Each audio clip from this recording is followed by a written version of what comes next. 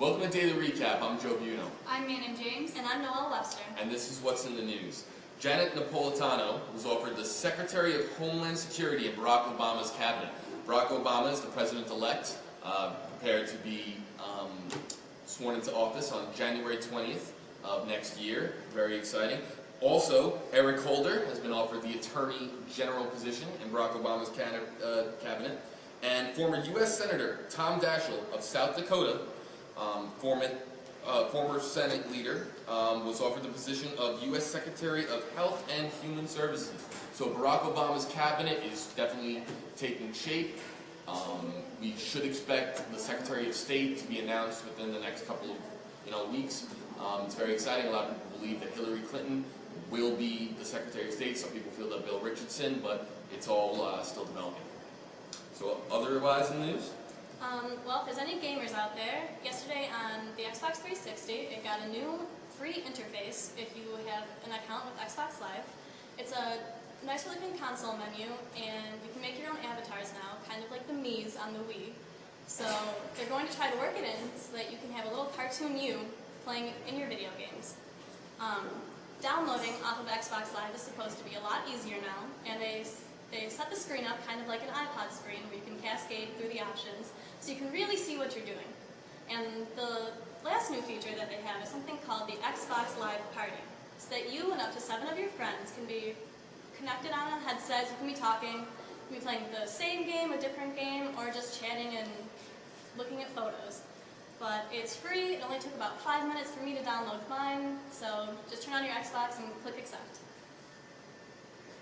Alright, and in some world news, pirates have been operating off the coast of Somalia and no one wants to turn them in. These pirates are boosting the local economies, and these are not normal pirates. These pirates hijack ships and hold them for ransom.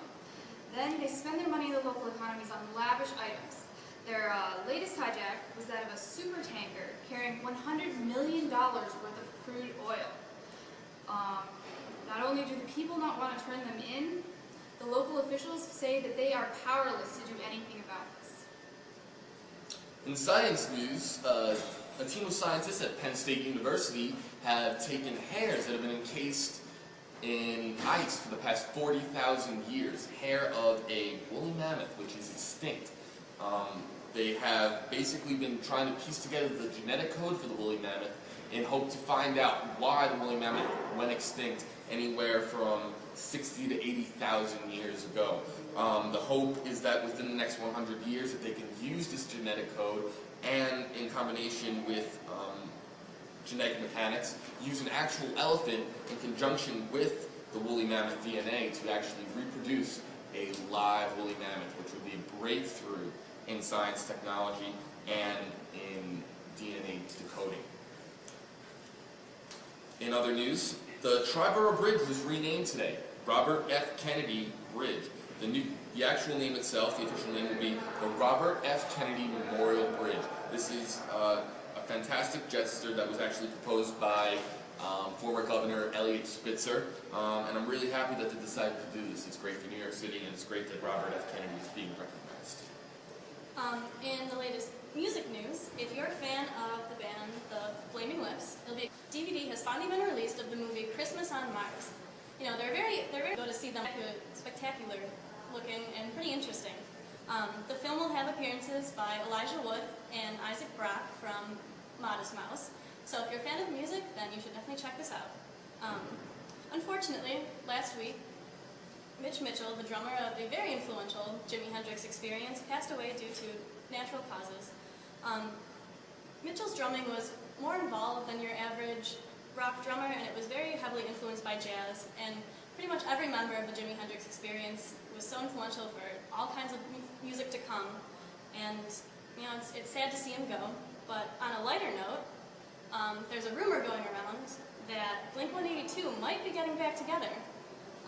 In the blog by Mark Hoppus, one of the members, he was hinting that all the band members have been reconnecting lately, and that they might be getting back together. So here's to hoping for that one. That's great. In more entertainment news, the much-anticipated film Twilight hits theaters tomorrow. The movie stars Kristen Stewart and Robert Pattinson. It's based off the first book in Stephanie Meyer's series. The series focuses on the relationship between a vampire and a human and has been a sensation with teens. In other news, I don't know if I'm the most appropriate one to bring this up, but there's been some news in People magazine about Hugh Jackman. Well, Hugh Jackman was actually recently titled the sexiest man alive. He just hit 40, and you guys might know him from the films X-Men. He was Wolverine. He was in Swordfish. He was in Van Helsing. He's coming out with a new movie called Australia with Nicole Kidman. And according to Nicole Kidman, wherever they go, women's jaws just drop over Hugh Jackman. And in an interview with Hugh Jackman on why they thought he was voted, I'm going to say it's the face, but I also think it's the pecs. Sounds a little arrogant, but if I was voted the sexiest man alive, I'd probably be a little arrogant too. And something I didn't know, that Hugh Jackman was the voice of Memphis in last year's children's hit Happy Feet. Memphis was the character, father of Mumbles the penguin. I took my little brother to see it. And Memphis was designed to impersonate Elvis. He did a... So Hugh Jackman was actually a phenomenal Elvis Presley impersonation. So Hugh Jackman... what more could you ask for? Yeah, no, he's fantastic. In other news, eHarmony is planning to launch a same-sex site after a controversy with New Jersey resident Eric McKinley. He complained and filed a lawsuit against eHarmony after he tried to sign up with the website for the option of men seeking men. This was not an option on their website. Eric McKinley was very upset, and accordingly he decided to file a lawsuit. They did decide to settle, and in late March of 2009, eHarmony will be launching a same-sex website specifically designed for same-sex people, homosexuals, gays, lesbians. And the great thing about it is that the first 10,000 users who sign up will be able to use the site for free. So that's fantastic, and I'm really happy for that. It's a little bit controversial that maybe they decided to, use a separate site instead of using the same site on eHarmony, but it's great that they're actually going to get their own site. And yesterday, we actually premiered a new segment for Daily Recap, something that we're going to try to do once a week for you guys. It's called John and Joe are on the Go. It's with myself, Joe Buno, and John Diaz, Assistant Director for ATV. And we decided to interview students on campus, actually in the campus center, to ask them a question that should have an obvious answer, but you may not know. We decided to test their knowledge of recent political history, and we got some interesting answers. Let's take a look. Hey guys, I'm John. I'm Joe, and we're on the go. Basically today what we're going to be doing is we're going to be asking SUNY students about a little bit of history. A little bit of recent history, though. We're going to be asking them who the 43rd president is. Yes, and, a lot of people do know who the 43rd president is, and we're going to be asking them what the GOP or the Republican Party stands for. What does GOP stand for? Because I can tell you that when I saw this question about 15 minutes ago, I didn't know. Right, it's a pretty tough question. Yeah. We'll find out who knows it and who doesn't. All right, let's have some fun. All right, we're here with Gifty. Lewis? Gifty and Lewis. All right, the first question is, who was our 43rd president? George W. Bush. Very good. Good job. I looked at him. All right, now George W. Bush was part of the Republican Party, also known as the GOP Party, right?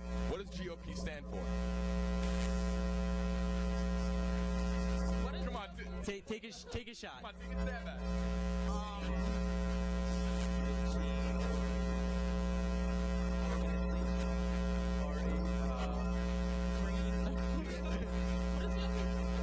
All right, ready for the question?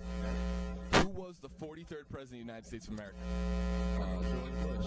That's right, George Bush. Now, he was part of the Republican Party, which is also known as the GOP Party. Do you know what GOP stands for? I'm supposed to know that. Oh, grand old boy. Yeah, you cheater. All right, thanks a lot, Maurice. Appreciate it. You ready for the question? All right. Who was the 43rd president of the United States? George Bush. George Bush. George Bush. Okay, now he was part of the Republican Party. Yeah. Okay, also known as the GOP Party. Yeah. What does GOP stand for? Government, something, I don't know. I really don't. Government, operation party. Government Operation Party.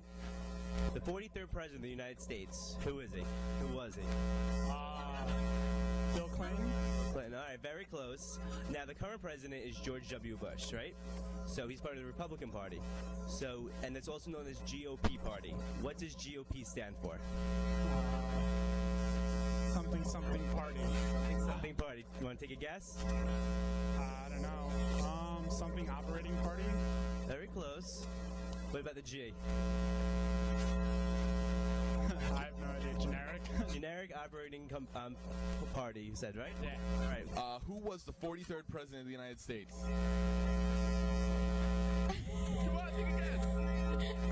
Bush. Bush, but no, that's correct. You got it right. How do you feel? Great. Okay, now Bush is part of the Republican Party, also known as the GOP Party. Any idea what GOP stands for? Nope. Want to take a guess? No. So who was the 43rd president of the United States? George W. Bush. George? Jeez, look at that. All right. So George W. Bush Jr. was part of the Republican Party. Well, is part of the Republican Party. All right, so the Republican Party is also known as the GOP Party. What does GOP stand for? Grand Old Party. Very good. Good job. And I should know. There you go. So I have two quick questions for you. Who was the 43rd president of the United States? I mean, before Barack, like Bush. George W. Bush. Good job. All right. So George W. Bush is part of the Republican Party, also known as the GOP Party. What does GOP stand for? No idea. Who was the 43rd president of the United States? President George Bush. President George Bush, and he represents what party? The Republican Party. Also known as the GOP Party. What does GOP stand for? That's what you give me. Who is the 43rd president of the United States? I have no clue. No idea? Do you want to take a stab at it? No. No, he's pretty unpopular. Richard Nixon? Richard Nixon. Another one. Another unpopular one. George Bush? George Bush. Which one? The first or second? Senior or junior? Junior. All right. So he's in the Republican Party, and the Republican Party is also known as the GOP Party. What does GOP stand for? I have no clue. Guys, who's the 43rd president of the United States? That would be George W. Bush. And he is part of which party? The Republican Party. Also known as GOP stands for? The Grand Old Party. Ah, you cheater. Okay, now here's a little trick question. Who's on the $1 bill? George Washington. Who's on the $5 bill? Abraham Lincoln. Who's on the $10 bill? Alexander Hamilton. Oh, all right, you got it. All right, who was the 43rd president of the United States? What? Hold on, wait, give me a second. Hold on.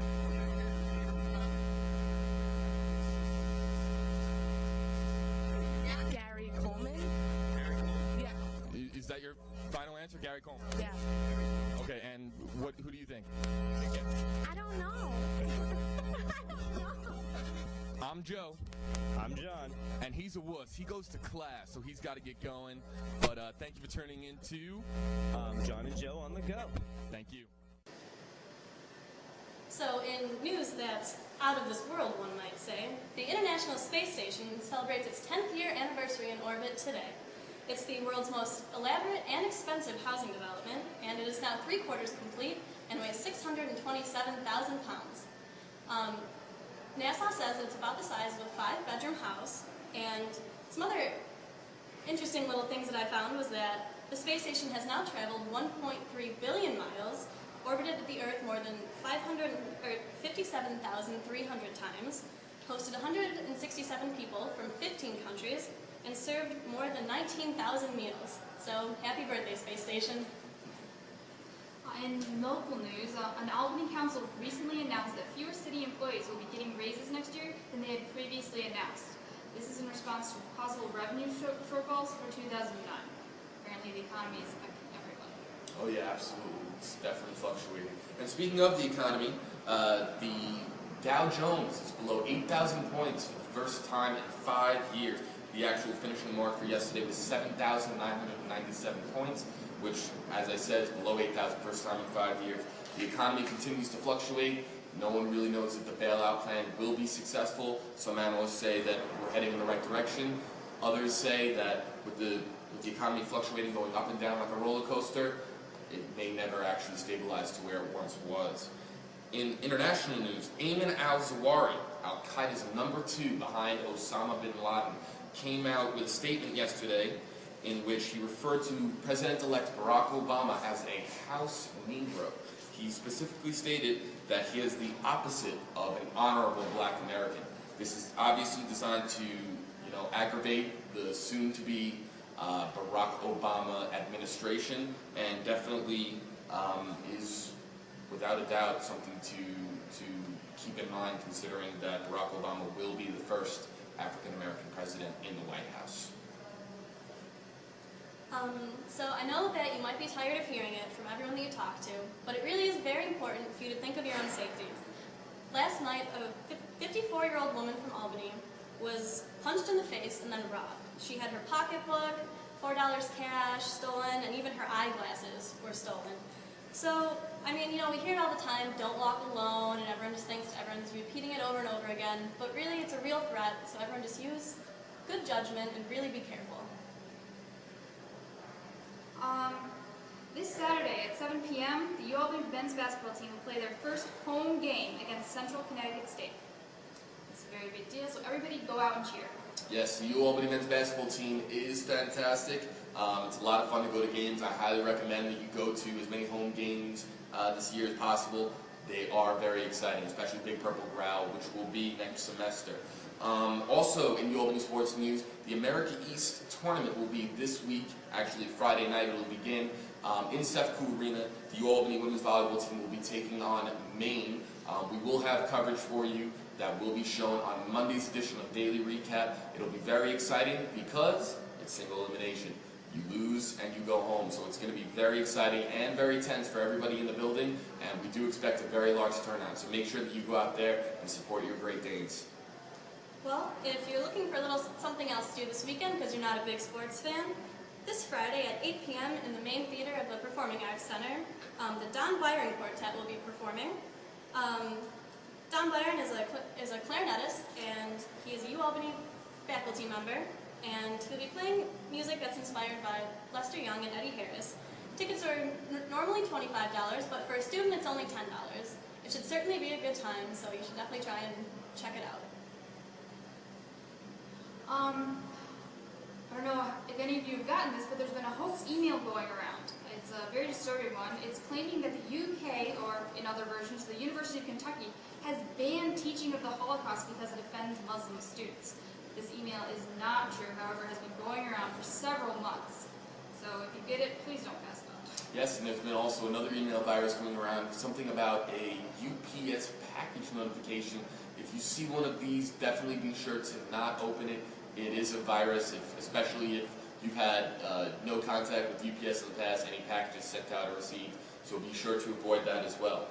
In professional sports news, Yankees ace Mike Mussina will be retiring after an 18-year career in which he spent 10 with the Baltimore Orioles and 8 most recently with the New York Yankees. This comes after Mike Mussina got his first 20-win season of his career, so he is truly leaving on a high note. Mike Mussina, absolutely a class act in the world of professional baseball, and he will sorely be missed, especially by Yankee fans.